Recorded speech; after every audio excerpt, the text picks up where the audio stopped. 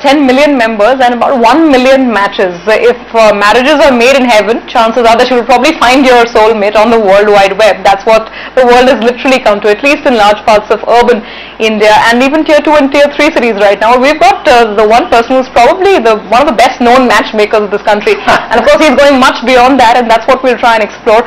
Anupam Mittal, the founder of People Group, best known for their sites like Shadi.com, Makan.com, is right here with us on Happy Hour this evening. Anupam, thanks for being with us. Absolutely, thanks for having me on. It's very interesting to sort of trace back your story, and that story has been featured on several shows. We've had you earlier on UTVI itself. Sure. But I just want to explore now all parts of the business. I want to sort of explore your mind also a little bit.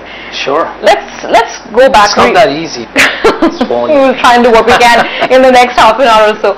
But let's rewind back to the time you were in India, you went out to Europe, you went to US, you did some courses there, did your MBA, and in '97 you set up a company which then eventually went on to officially become, People Group, and Shadi.com was launched '97. 2001 was it when it officially became the People Interactive Group. So those were wacky years for the tech world. They were the best, and then there came the bust after the best, and 2001 is when you were still going very strong with Shadi.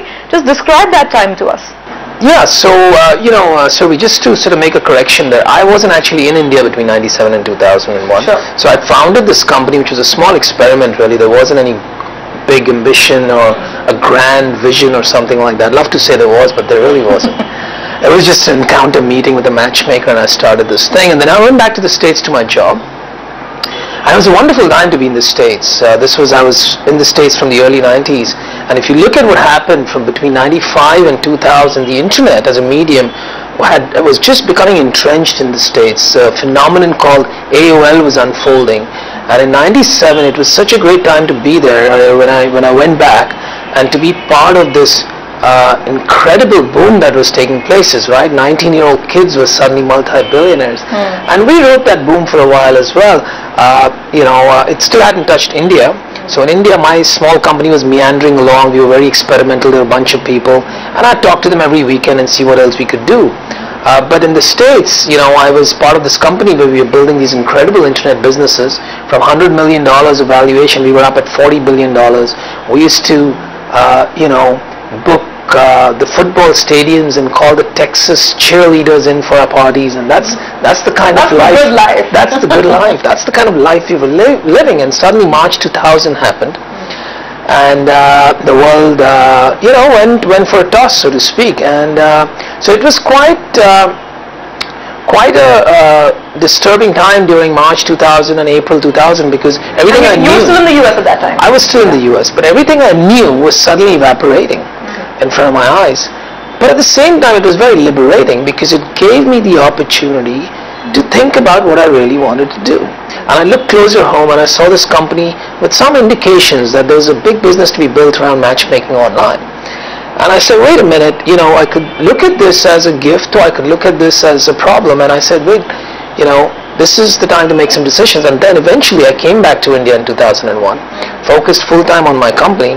And so in a way, it was an opportunity, a blessing for me. So that whole period, it's one of my most cherished sort of periods in life. Speaking of boom and bust cycles, we're in something similar right now. Of course, the industry is very different, the scale, the magnitude, the reasons, there's no comparison there. But the essential, composition of a cycle, there is a rise and there is a fall, and we're in that trough right now.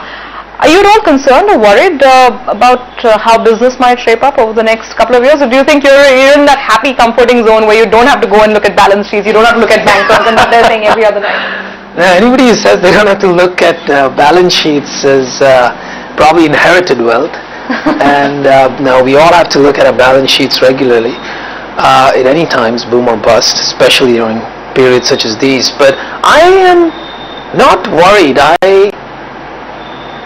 As an individual, I tend to worry only about things that are in my control. I don't get worried about things that are beyond my control.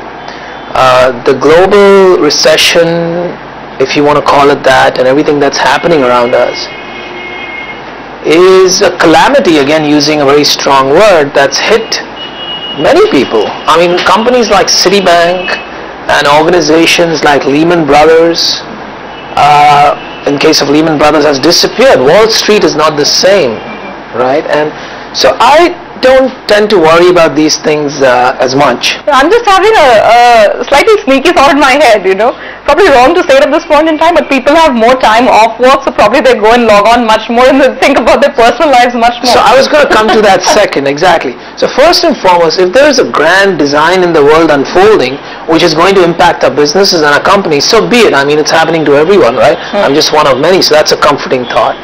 But as far as our specific businesses are concerned, of course we're going to see a slowdown. We are investment driven in many areas. We're still early stages. So investments get impacted. People don't make decisions. So from that perspective, you have less money to invest. However, having said that, some of our businesses, if you take Shaadi.com specifically, is very recession proof in a sense, right? People during times like that go deeper into soul searching. In fact, in 2000, 2001, if you asked anybody in the States what they were doing those days, they'd say soul searching. It became sort of the word for I've been laid off. But what happens when people sort of go into soul searching and so on is, things like searching for a life partner and doing various things that you didn't give attention to suddenly become important. If you look at other business, People Pictures, for example, we're making movies which are fairly sort of recession-proof business, at least in this country, because the admission price for a ticket is so less. So, we're not a steel manufacturer or car maker that, we are overtly worried and we have huge capital expenses and things like that. That's not our business model. Now, we'll take a short break. You described a lot of these different verticals that you're currently operating in, and that's the question that we'd like to actually put to Anupam. So where is the focus? He has acted in a movie as well, and a lot of people who must have seen that movie would know that or would remember that. So Can't believe you know that. So where is the focus lying, and where is the growth trajectory going? That's what we'll talk about on the other side of the short break. Okay, Anupam, let's talk about the business a little bit right now. Makaan.com, Proper.com, Shaadi.com, of course, the flagship itself. There are several different verticals within the internet domain that you operate in. I just want to understand, does it make any sense to club all of this together and be sort of a bigger portal, or is the internet going more niche? What's your thought? I want to start with a question. When is the last time you went to a portal? Okay. So portals are dead, if you ask me. Portals are dead. There was a big debate when the internet was in its infancy about whether people would become searchers or settlers, which is they'll settle onto one portal and stop searching around for various things. And that's what everybody thought would happen, because there was so much choice that there would be loyalty. People would stick to their favorite portal. Exactly, but in effect, exactly the opposite has happened.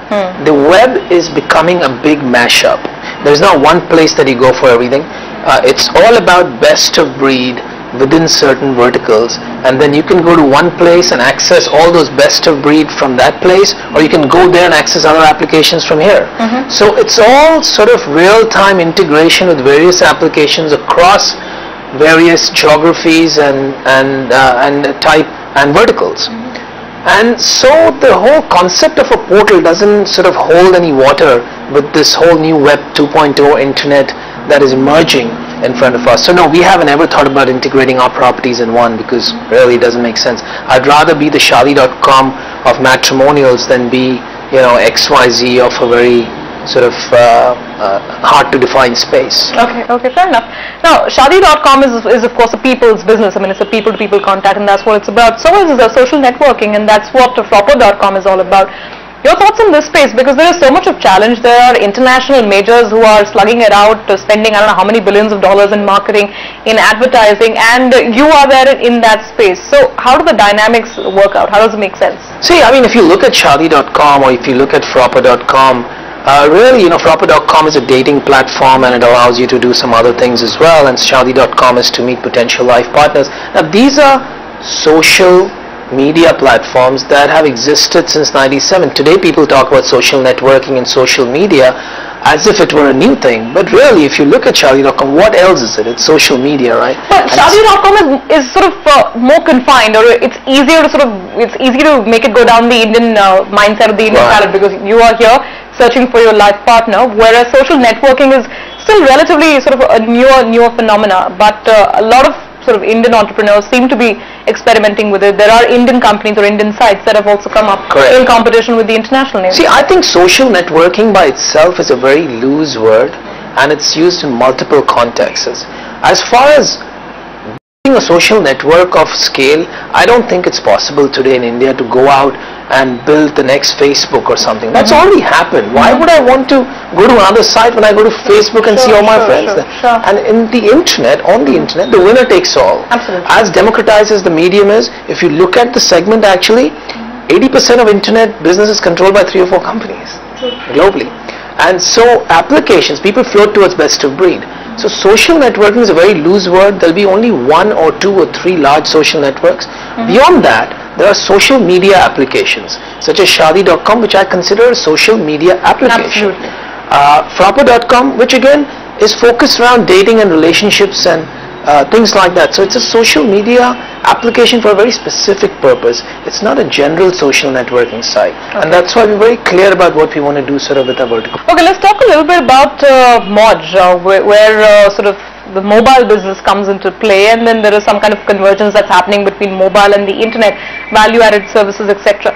You think that there can be complete convergence on that account, that the internet can be completely brought onto mobile and sort of the PC becomes totally redundant? See, I think that's a great question, and frankly, if I had the answer to that, I'd probably retire.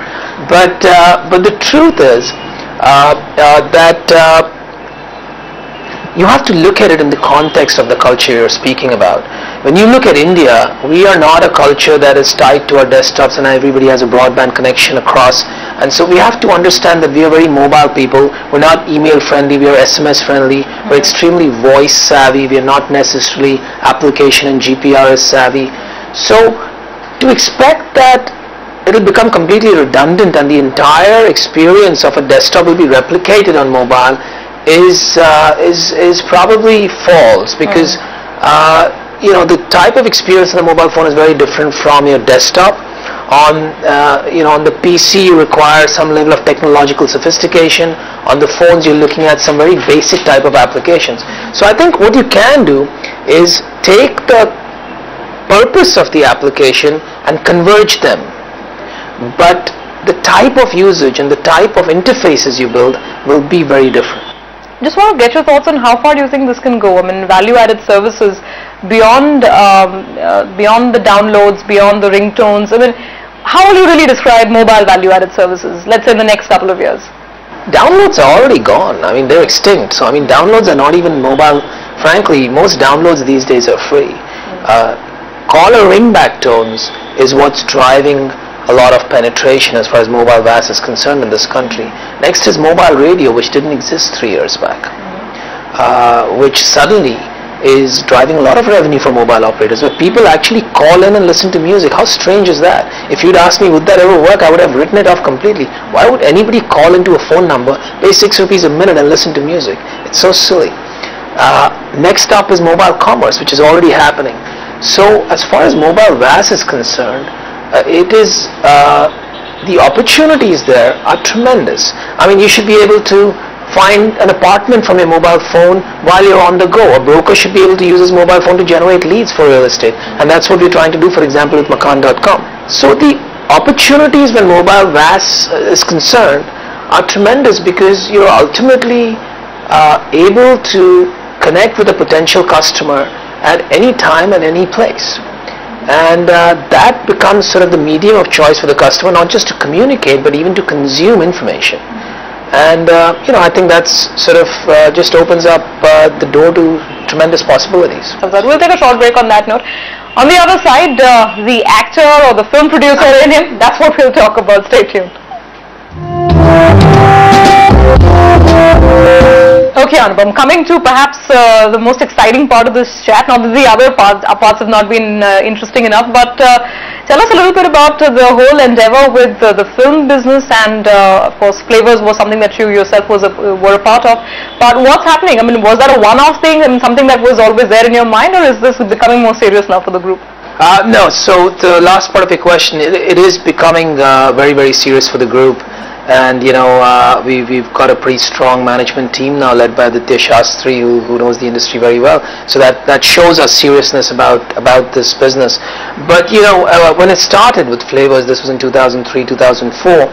It was really again trying to answer a very simple question, just like we entrepreneurs, start everything, which is trying to figure out why not. And the question here was, why can't we Indians make intelligent yet entertaining cinema? I was just tired of watching mind-numbing cinema. And picked up a comment of yours where you actually said that you can't relate to most of Bollywood content. Well, absolutely not. I mean, I'd be surprised, Surbi, if you could. Right? I mean, it's changed a lot, of course, but most of us couldn't. It was just crap being dished out. So the question to me was, why is it so difficult to make a movie that's fun, that everybody will want to watch, but yet sort of caters to my sensibilities, right? And I can relate to, not like Hollywood where you can't relate to those people. So we said the only way to do it is to figure out is to make one, and that's how we made Flavors, and it did very well.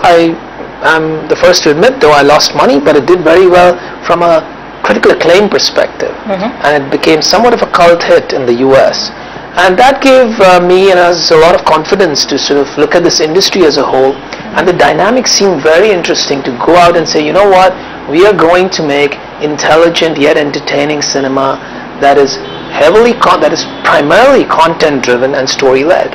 And that's really what we're trying to do. So what's the model that you're thinking of? You're thinking of sort of for your in-house sort of studio/production house, getting your own people for scripting and putting your own funds together. I mean, a complete sort of entity in itself?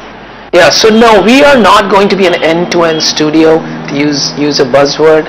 We are clear about who we are. We're a creative film studio, Survi, and what that means is we are essentially content-led, story-focused. What we are going to do is make about 3 to 4 films a year. I've just completed one called 99, which promises to be quite a thrill, and then we've got Click and Marry and Happy Teachers Day coming up next year, which starts in about a month.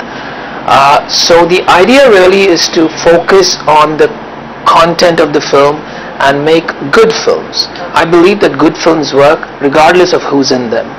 And I think you'll start seeing some of that as we sort of roll out our films next year, early next year.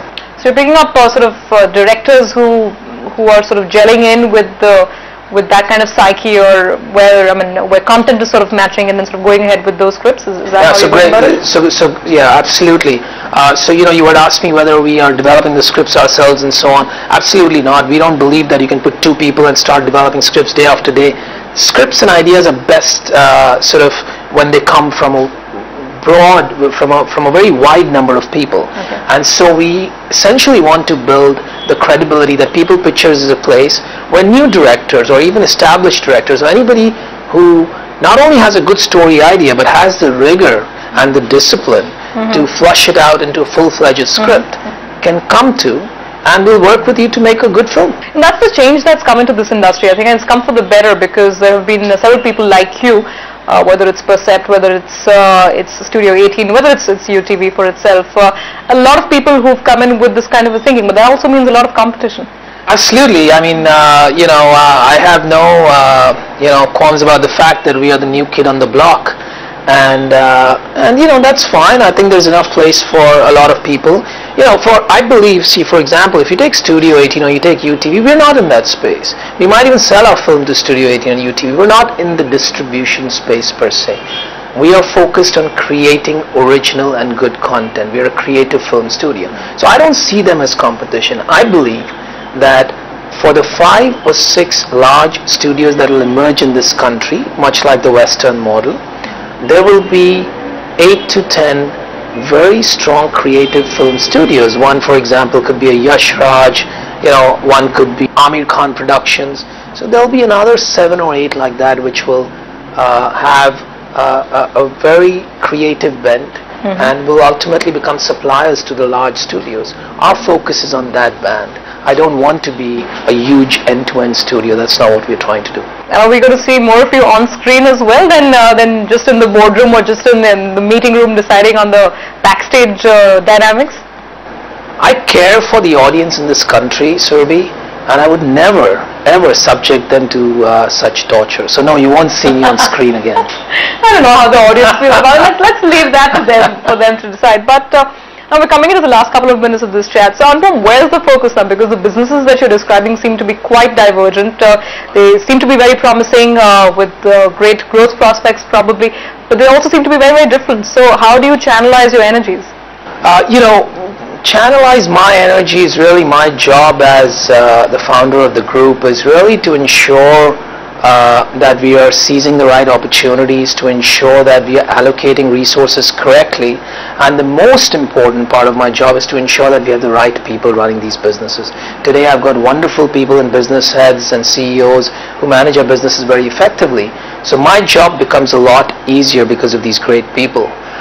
In terms of moving forward, I think we've got a lot on our plate, which together accounts for significant opportunities. So we really, if you look at Makaan.com, it's a huge, potentially a huge industry, right? Online real estate is going to be very, very large in this country. Shaadi.com, I mean, it's one of, weddings in this country, you know how big that opportunity is. Film, of course, again, Bollywood is something central to all of us. So I think we've got enough of on our plate for the next few years to just sort of build away. I think we're going to do less of blue sky gazing right now and more of building. And once we build these up to a certain scale, then we'll maybe go back to crystal ball gazing. Okay, fair enough. And as you build them along the way, what about finances? What about sort of bringing in the cash in times when cash is not coming very easily? If you know entrepreneurs, you'll know one thing, Surabhi, they don't worry about these things. If entrepreneurs started thinking about constraints, then they'd never build anything. We'll sort it out when we get there. Okay, Anupam, on that optimistic note, we'll wind up this chat. We wish you all the very best of luck with all the future ventures, and thanks for taking all the time today. Thank you, Surabhi. Wonderful being on UTVI again. Let's wrap on this show. Thanks for being with us. We'll keep getting you more guests on the same show, same time. Keep watching UTVI.